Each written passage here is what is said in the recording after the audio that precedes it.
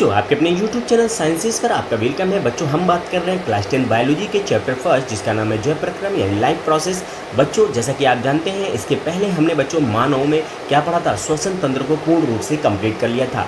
तो ये last topic हमारा मानव में श्वसन तंत्र था, ठीक है बच्चों, जिसमें ढेर सारे हमने टॉपिक को कवर किया था। आज का जो हमारा टॉपिक है बच्चों वो है मानव में परिसंचरण तंत्र या मानव में परिवहन तंत्र के नाम से भी जाना जाता है। तो देर न करते हुए बच्चों आज के टॉपिक को स्टार्ट करते हैं। अगर अभी तक आपने चैनल को सब्सक्राइब नहीं किया तो चैनल को जरूर सब्सक्राइब करें और वीडियो को ज़्यादा से ज़्यादा शेयर करें, ठीक है बच्चों।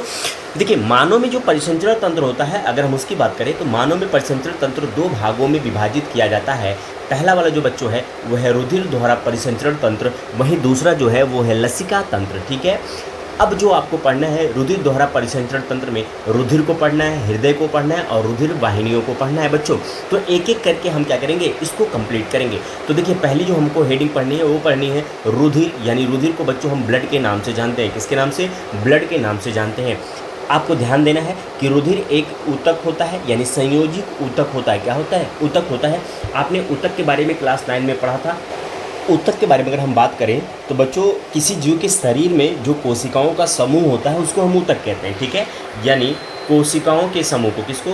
कोशिकाओं के समूह को, ठीक है। कोशिकाओं के समूह को बच्चों हम क्या कहते हैं? ऊतक कहते हैं, ठीक है। क्या कहते हैं? ऊतक कहते हैं। इतनी बात आपको याद रखना है। जिसकी खास बात होती है कि इन कोशिकाओं की जो उत्पत्ति होती है वो समान होती है, ठीक है। उत्पत्ति क्या होगी? समान होगी। इनका आकार समान होगा, आकृति भी इनका समान होगा, लेकिन इनके कार्य करने का तरीका बच्चों क्या होगा? वो अलग अलग होगा, ठीक है। जिसको क्लास 9 में आपने डिटेल में पढ़ा था। यानी group of cells is called tissue, यानी कोशिकाओं के समूह को बच्चों हम क्या कहते हैं? ऊतक कहते हैं, ठीक है।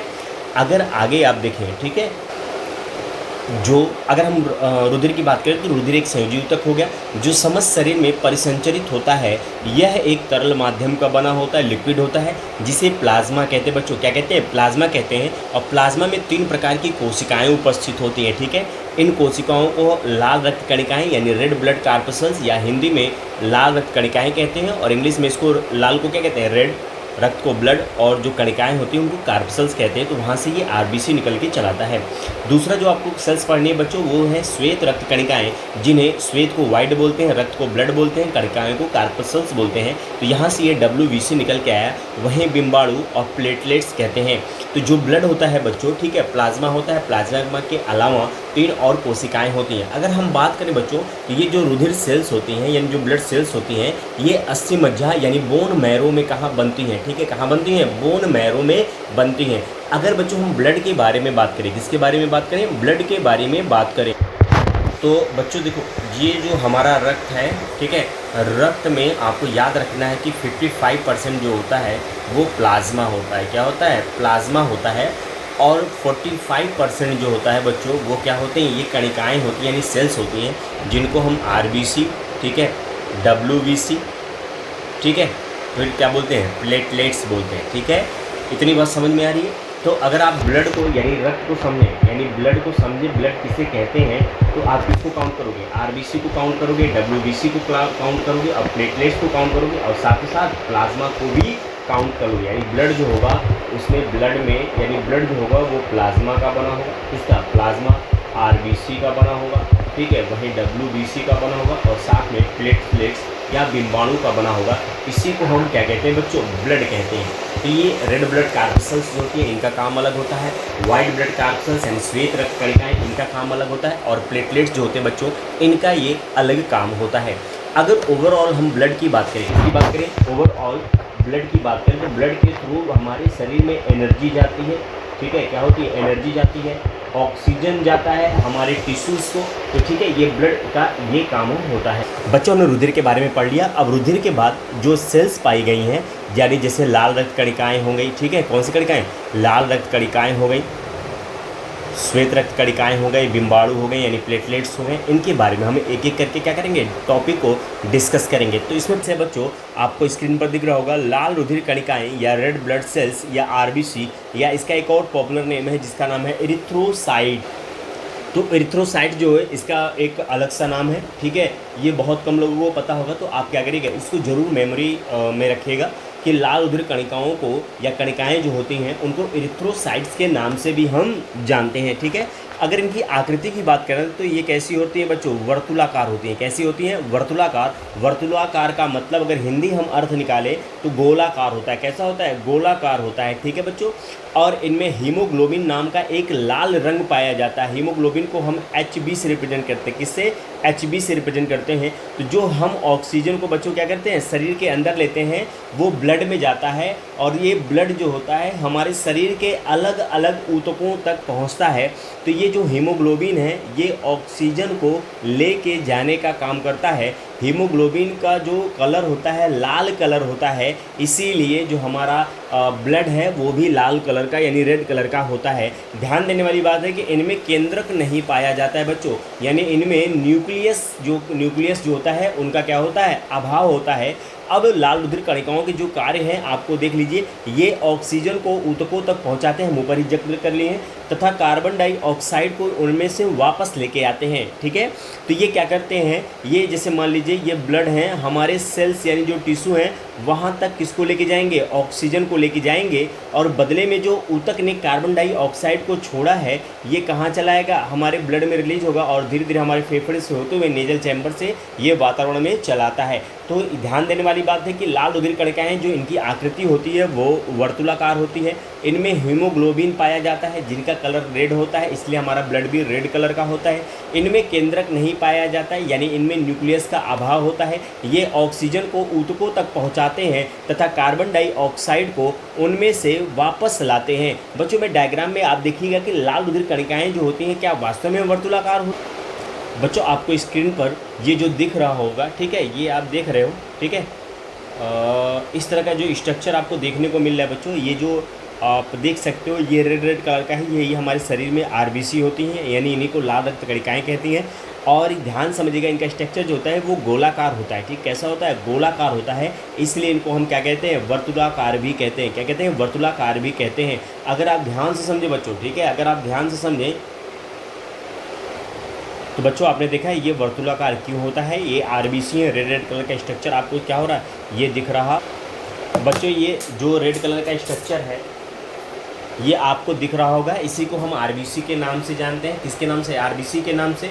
यही जो हमारे शरीर में बच्चों होता है ये लाल रक्त कणिकाएं होती हैं, ठीक है। इसमें जो रेड कलर का हीमोग्लोबिन का हमने जिक्र किया था वो इसी के कारण इसका जो कलर है वो बच्चों कैसा है, रेड रेड आपको दिख रहा होगा।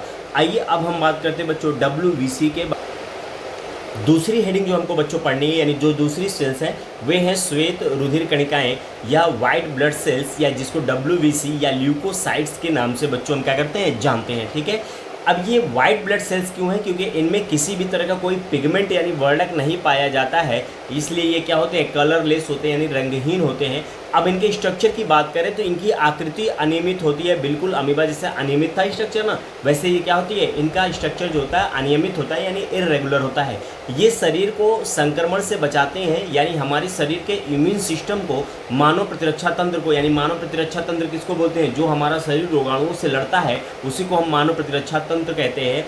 तो ये शरीर को संक्रमण से बचाता है, इसके लिए क्या करता है, रोगाणुओं को खा जाता है या खा जाती है, अथवा ये एंटीबॉडी का क्या करते हैं, निर्माण करके उनको नष्ट कर देते हैं। तो वाइट ब्लड सेल्स जो होते हैं वो हमारे इम्यून सिस्टम को क्या करते हैं, स्ट्रॉन्ग करते हैं। ये वाइट ब्लड सेल्स यानी श्वेत रक्त कणिकाएं इसलिए कहलाती हैं क्योंकि इनमें किसी भी तरह का कोई भी कलर उपस्थित नहीं होता है। तो मेनली ध्यान देने वाली बात है कि ये हमारे मानव प्रतिरक्षा तंत्र यानी हमारे शरीर से, यानी जो हमारे शरीर में मानव प्रतिरक्षा तंत्र है उसके लिए जिम्मेवार है। यानी कह सकते हो कि रोगाणुओं से जो लड़ने के हमारे शरीर की जो क्षमता है वे श्वेत रुधिर कणिकाओं के द्वारा होती है, ठीक है बच्चों। आपको ये स्क्रीन पर दिख रहा होगा, ये जो रेड कलर के बीच में वाइट वाला कलर वाला हिस्सा है यही वाइट ब्लड सेल्स हैं। क्या हैं, यही वाइट ब्लड सेल्स हैं, और ये क्या हैं, रेड सेल्स हैं, यानी लाल रक्त कणिकाएं हैं। और ये बच्चों क्या है, वाइट वाली जो ब्लड सेल्स हैं वो इस तरह से काम करती हैं, यानी ये वाली जो सेल्स वाइट वाइट दिख रही है यही बच्चों हमारे शरीर को क्या करती है, रोगाणुओं से लड़ने की क्षमता देती है।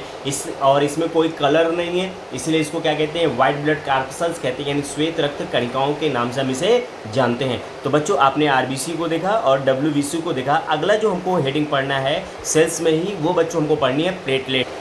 तीसरी हेडिंग जो बच्चों हमको पढ़नी है इसमें ब्लड में हमारे रुधिर में, वो है रुधिर प्लेट्स, या इसको अलग नाम से जानते हैं बच्चों, थ्रोम्बोसाइट्स के नाम से जानते हैं। ठीक है, इनमें भी बच्चों ध्यान देना कि केंद्रक नहीं होते, आरबीसी में भी केंद्रक नहीं थे और थ्रोम्बोसाइट्स में भी केंद्रक नहीं होते हैं।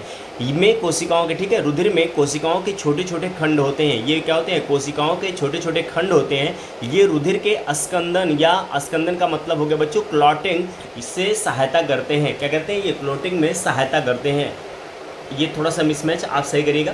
ये कोशिकाओं के छोटे खंड होते हैं, इनमें केंद्रक नहीं होते। ये रुधिर के अस्कंदन यानी क्लॉटिंग में सहायता करते हैं। क्लॉटिंग में मतलब हमको जब ये मान लीजिए जैसे छोटा सा ये मान लीजिए उंगली है, इस पर कट लग गया तो यहाँ से ब्लड निकलना शुरू हो जाता है। ठीक है, अब ज़्यादा ब्लड ना निकले उसके लिए हमारे शरीर में अस्कंदन यानी क्लॉटिंग का सिस्टम है, उसमें ये क्या करते हैं? प्लेटलेट्स क्या करते हैं? हेल्प करते हैं। तो बच्चों आपने आरबीसी को क्या किया? कंप्लीट किया, डब्ल्यूबीसी को कंप्लीट किया, प्लेटलेट्स को कंप्लीट किया।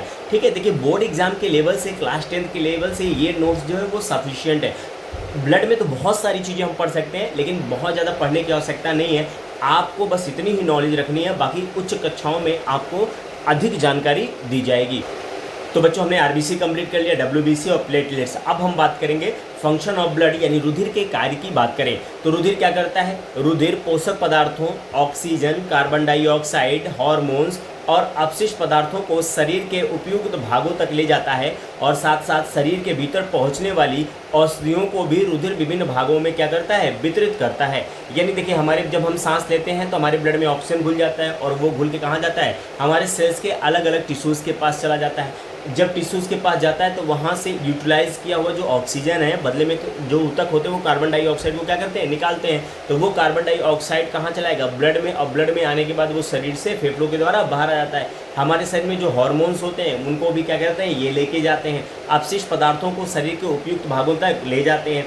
शरीर के भीतर जो पहुंचने वाली औषधियाँ होती हैं उनको भी रुधिर विभिन्न भागों तक क्या करते हैं बच्चों? वितरित करते हैं। तो हमने रुधिर प्लेट्स को कंप्लीट किया, श्वेत रुधिर कणिकाओं को कंप्लीट किया, लाल रुधिर कणिकाओं को कंप्लीट किया, साथ ही हमने ब्लड को देखा। ठीक है, अब ये कुछ टॉपिक्स थे जिसको बच्चों हमने क्या किया? कंप्लीट किया। अगले वीडियो में यानी जो नेक्स्ट वीडियो होगा जो हमारा, वो होगा बच्चों मानव हृदय पे, ह्यूमन हार्ट में होगा, यानी ह्यूमन हार्ट के बारे में होगा। ह्यूमन हार्ट कैसा होता है, इनकी इंटरनल स्ट्रक्चर कैसे होते हैं, निलय क्या होता है, अलिंद क्या होता है, सिरा क्या होती है, धमनी क्या होती है, इन सब चीज़ों के बारे में बच्चों हम डिस्कस करेंगे। तब तक के लिए धन्यवाद। मिलते हैं नेक्स्ट वीडियो में नेक्स्ट टॉपिक के साथ।